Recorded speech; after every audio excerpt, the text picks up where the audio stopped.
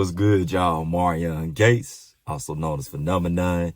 If you're new to the channel, subscribe, hit that notification bell, comment, like, and if you really enjoy my content, share it.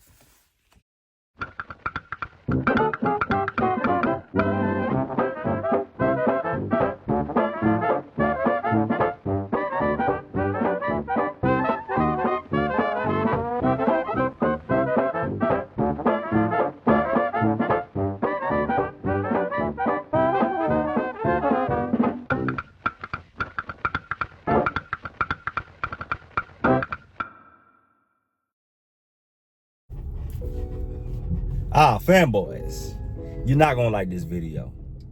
I already know. I'm prepared for y'all to be in the comment section and say whatever argument you need to say to make yourself feel better and sleep well at night. I'm already prepared for it. But let's look at reality. You guys said that Michael Jordan, I had somebody in my comment section said this now. This is a LeBron fan. He said that Michael Jordan never won a championship without another All-Star.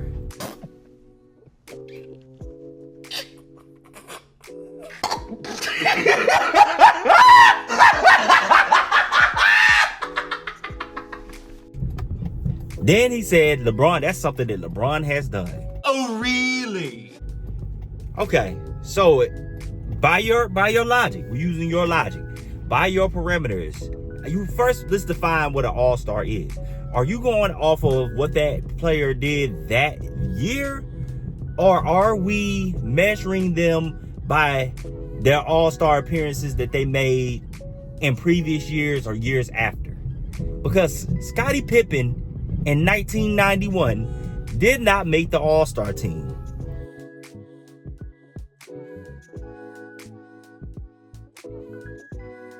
Michael Jordan was the only all-star on the Chicago Bulls, and he faced James Worthy and Magic Johnson in the NBA Finals. He was the lone all-star, and he won a championship in 1991. So if by your logic, because you just said LeBron James did that. Now we all know that Kevin Love and Kyrie Irving are perennial all-stars.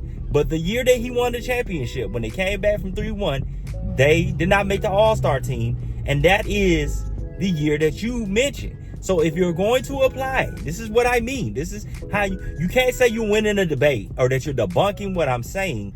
If the argument is, if the player didn't make the all-star team that year, that counts as them not having an all-star. If that's the logic you're using, then you are wrong. You debunked nothing. You debunked nothing. So, you just lied, or you spreaded misinformation when you said that. Now, if you're going to apply the logic that perennial all-stars count, and you want to say that Scottie Pippen's an all-star because he made the all-star team the year before and the year after, then you still lose that argument because you have to apply that same parameter, the same logic when LeBron James won in 2016, because we all know that Kyrie and Kevin Love are perennial all-stars. So either he did or he didn't. There is no moving the goalpost. That's what I'm not going to allow you to do. Now, let's use the age argument. This is why I call this video age-old arguments, because you guys love to use the age. He did not, you said Michael Jordan did not beat the Pistons until they were old. This is a lie. Isaiah Thomas, Joe Dumars, Dennis Rodman, these guys were not old. Bill Laimbeer is the closest to being old, and he was 33. And we all know that Michael Jordan and Chicago Bulls were older. They are the oldest team to win a championship in NBA history. So, if age counts, if you're going to use age, does Jordan get extra credit for winning a championship because he was old when he did it? Did not the Dallas Mavericks, who are the second oldest team in NBA history to win, were they not old? They were older than the Miami Heat, yet they were able to accomplish and win a championship. So when does age matter? Not only that, people want to say, well, they had tread on their legs. Magic Johnson went to 9 finals. He had been to multiple finals before he faced the Detroit Pistons. Do you knock the Detroit Pistons for that? The Boston Celtics that the Pistons beat with Larry Bird, who had a bad back. Did you sit there and you count that against Isaiah Thomas and say his championships were weak? He won them in the 80s. So when does age actually matter? Because we also got to account that LeBron James lost to old teams. That's not the only old team he lost to. He lost to the Spurs that were old. And in 07, they are one of the oldest teams to win the NBA championship. Even the team that beat him in 2013, 2014, they were old. They still were able to beat LeBron James. Tim Duncan was no spring chicken when they gentlemen swept the Miami Heat. So when does age actually matter? When do you factor in age? Do you only factor in age when it bolsters your argument? Because then you are not winning the debate. What you're doing is you're moving the goalposts to fit whatever narrative you're trying to spread instead of keeping it consistent. That's the thing that I'm doing. I'm keeping it consistent.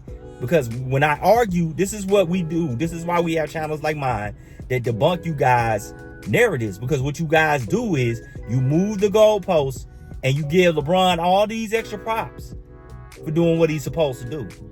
You guys act as if with 2016 that this dude did not have the number 1 seed in the East. That he was this 8th seed that was this super underdog that somehow beat that 73-19. Now that would have been an accomplishment. But you cannot tell me you have the number 1 record in the East.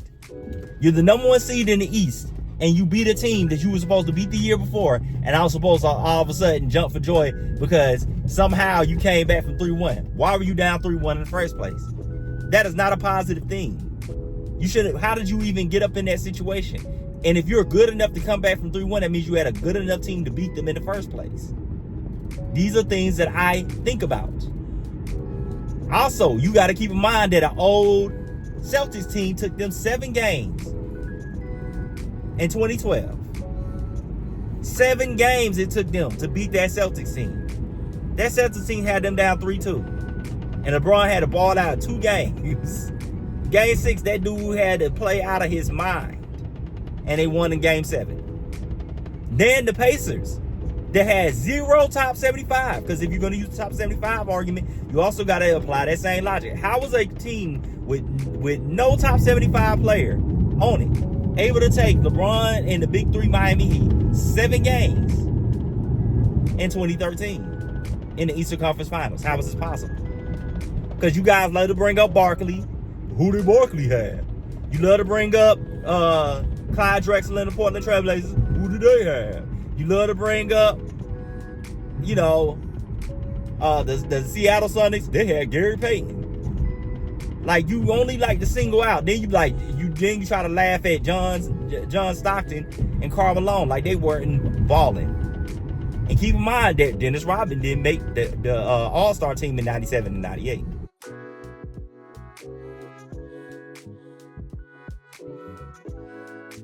So these are all things that you guys do not factor in because it doesn't bolster your argument, and you only use that parameter of all-stars when it applies to you so-called winning the argument. That's not how you win arguments. You would get laughed at the debate room. A lot of you guys think you're great debaters, but you're delusional. You're only a great debater in your own mind. You're only a great debater in your own mind because anybody that understands, once you come up with a point, you stick with that point. And you use information to back your point. But you cannot change it. Once somebody brings up or comes with a counter that actually counters your point, you cannot then clap it up for yourself and say you won the argument. You did not. You lost. Because they countered your argument, used the same argument you used, and applied it to both parties. It is not. Let me explain something to you fanboys that you may not understand. It is not how much talent you stack on your team. That's why LeBron James, when he had all that all-star and Hall of Fame talent on his team, missed the playoffs when he had Russell Westbrook, Anthony Davis, Carmelo Anthony, Dwight Howard, Rajon Rondo, and himself. 6 bona fide Hall of Famers on one squad, and they missed the playoffs. Because there's plenty of times when you had Scottie Pippen and Charles Barkley and Hakeem, they didn't run through the NBA. There's plenty of teams that got stacked. We watched Kyrie and Kyrie and Kevin Durant get swept by the Celtics in the first round. There are teams. We watched this Phoenix Suns team. They were supposed to have a big three. We watched them lose in the first round, get swept. So it's not about how much top 75 players, top 100 players you have on your team. It's how well do those guys work together. This has been proven, even on your own team. It has been proven. So you guys sitting there acting like the Knicks and the Seattle Sonics and the Utah Jazz and the Pacers and all those teams that Jordan faced in the East and he faced in the finals, they weren't that good because they didn't have a whole bunch of Hall of Famers up and down the roster and top 75 players up and down the rosters that you can name, that they were weak teams. You sound ridiculous. You don't know team sports. You don't know basketball. You just don't need to be talking because you don't understand. It's not about how much talent your team has. Because if that was the case, Miami should have won all the years they were together. They should have won all 4 years. It really should have been not 1, not 2, not 3, not 4, not 5, not 6, not 7. It should have been. Based on just looking at the Hall of Famers that he had on his team and the fact that he added Ray Allen. It didn't happen that way. You know why? Because it's how they work together as a collective matters more than how many Hall of Famers and superstars you stack on the team. There's something called chemistry. There's something called a system that you play in. This is why you can't just look at stats and be like, oh, that's what makes the best player. Because Russell Westbrook, despite him having 4 triple-doubles, this dude has more triple-doubles than any player. I'm talking about any player in NBA history. Oscar Robertson did this once. This man did it 4 times. In 5 years, he's not considered the greatest player of all time. Because you cannot just look at stats and use that as the end-all, be-all to what makes a player great. No more than you can just look at a team and look at and start listening to names and then think that's automatically a championship team. If it doesn't come together or go organically, more times than not, it's going to fail. That's why your king is 4-6 in the finals. Because despite him stacking the odds in his favor and just going out and getting names instead of actually building a chemistry, that's why you see the record he has. The Detroit Pistons had no top 75 players on there in 2004, and they won the championship and went back to the finals the next year and could have won again. They could have won back-to-back titles with no top 75 players because the chemistry, how they work together as a unit, matters more. Steph Curry did not have a stacked team when he went 73-9. He didn't have a team of top 75 players. His teams were not more talented than LeBron James, but the system that they played in, their chemistry, the fact that they grew together, the fact that they lost together, the fact that they learned how to win together is what made them unbeatable, especially when they got Kevin Durant, because they already had a strong foundation. Adding Kevin Durant put them over the top. So now you have 2 top 75 players. Before then, Steph Curry did not have another top 75 player with him, and he was able to win 73 games in a season. So this whole notion that you need to have all these Hall of Famers in order to accomplish these great feats is a myth. Steph Curry has already disproven this. The 04 Pistons have disproven this. Then Steph Curry went and won another championship without another top 75 player. So stop with the nonsense. Kobe Bryant won 2 titles without a top 75 player. Do y'all give him extra props for that? You want to use that top 75 argument. This is why Jordan fans do not need that top 75 argument. We know that Scottie Pippen is considered a top 50 player because of how well him and Jordan work together. It wasn't that Scottie Pippen is just all-time top 10 player. He's not a top 10. Magic Johnson had a better running mate than Jordan did. Kareem had he had better running mates. LeBron. But it's the fact that him and Scottie work so good together is what made Scottie so great and Jordan so great. Scottie's ability to work within the system and master that system. He is a system player. But the fact that he could do that is what made him great. He was unselfish on the court. Now, off the court, that's a whole different story. Scottie Pippen is an all-time great player, but we do not look at him. There are a lot of guys that are higher up on the list that were running mates, Shaq and Kobe. There are a lot of dynamic duos that are better and trios that are better. But what made Jordan and Scottie so dominant and the Bulls so dominant is how well they mesh together. That team could beat teams that have more talent on them because of how well they work together. Because Sean Kemp and Hershey Hawkins and Detlef Shrimp on the same team was nothing to play around with. Kevin Johnson is a lot better than you guys realize. They had Danny Ainge. This team was loaded. Charles Barkley, Dan Marley. You guys look at these guys now in retrospect because Jordan beat them. Now y'all want to downplay them. But these were great teams. They didn't make it to the finals by accident. Go look at their records season after season. This Trailblazers team is the same team that Isaiah Thomas beat. Are we going to say that Isaiah Thomas got a weak championship? Those are 2 weak championships. He beat the Lakers when they were old, and he beat the Celtics when they were old, and he beat the Portland Trailblazers. Who do they really have? You don't say that. You only apply that logic when it comes to Michael. That's what we have a problem with, because you're inconsistent with the way that your criteria. If your criteria is, I tell you this all the time, I challenge you guys. When your criteria is consistent, LeBron loses. He had plenty of help. The not enough help excuse does not work, because there have been guys that have had less help than him that have won the NBA championship.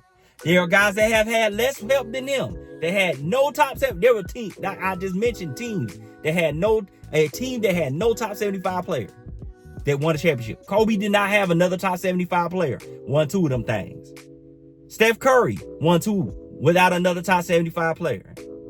And when he finally got a top 75 player, he mopped the floor with LeBron. LeBron cannot say, I got a top 75 player, and then mop the floor with the league after that. He never did that. He only dominated the East. Once Curry got another top 75 player, the West was locked down and the East. The NBA was locked down, and had Kevin Durant not got hurt and Clay, Steph Curry would have more championships than LeBron. These are facts. So miss me with this not enough help, because you don't cry for Curry. You don't cry for nobody else in the NBA history. We don't sit there and say, Jordan should have had another top 75 player the first 3P. He won his first championship without Scottie Pippen making the All-Star team. He had Scottie and Horace Grant. Horace Grant is not a top 75 player, not even close. And Jordan went on a 3P. Because it's not about how many superstars you have on your squad. A lot of these guys go back and look at Bill Russell. You know why those guys are Hall of Famers? It's not just because they were just so incredible. It was the fact that they all worked together. Bill Russell is put in the top 10, not based off his numbers. We don't look at him and be like, man, I'm blown away with his offense, his defense. He is not on Wilt Chamberlain level from an individual standpoint. But the way that he was able to be his leadership, his intangibles, what his ability to block shots and make guys second guess themselves, his impact is what took that team over the top. Because that team didn't win no championships before him, and he got more championships than any of his teammates. He has 11 of them things. That whole championship measurement, you guys like to move the goalposts on that too. And pick random guys that you know good and well are not better than Michael Jordan. We know good and well Robert Horry. And these guys that played on the Celtics, of course they're going to have multiple championships. But we all know who the man was on that team. It was Bill Russell. Let's not be stupid. We know who the man. We judge you based on who was the man on that team. And we also look at the modern era. Jordan has the most championships out of anybody in the modern era. And it's the way he went about it.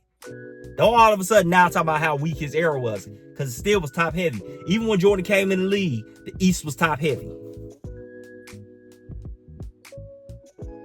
And the Lakers dominated the West. The West was the Lakers. So we got to look at things in proper perspective. And then we know in the late 2010s, we already know it was Cleveland and the Warriors. And LeBron he might have came back from 3-1, But that's also his record against Curry. Curry has a 3-1 record on LeBron. He's down 1-3 to Curry when it comes to championships against each other. So, let's be real. That whole age argument, that whole not enough help argument, I'm killing that right now in this whole thing. And you guys can come in the comment section and do the finger points all you want to. Everything, I just answered your question. I already answered. I already know you're going to say the same Nick Wright, Shannon Sharp comments that you always say. But at the end of the day, reality is reality. And everything I spoke was reality. I answered whatever comeback you think you have for this. You do not win the argument because you're going to go in the comment section and try to move the goalpost some more. Anyway, thank you to all my subscribers, even those that criticize me. I appreciate y'all. Like, hit that like button. Subscribe if you haven't subscribed already. And if you comment, I want to hear what your thoughts are. And if you really enjoy my content, share it. Oh, and real quick, I wanted to mention a couple more players. Nikola Jokic, Giannis Antetokounmpo, Hakeem Olajuwon. Just in case y'all think I forgot them, those dudes also won without another top 75 player. So this whole not enough help argument has already been debunked. Them guys proved it. I already mentioned the Detroit Pistons that had 0 top 75 players, but I wanted to mention those guys as well. Superstars that did not have stacked teams that end up winning championships. So we ain't trying to hear that not enough help argument. If they could do it, and you're supposed to be the greatest player of all time, sure, you could have done it too. Anyway, y'all, take care.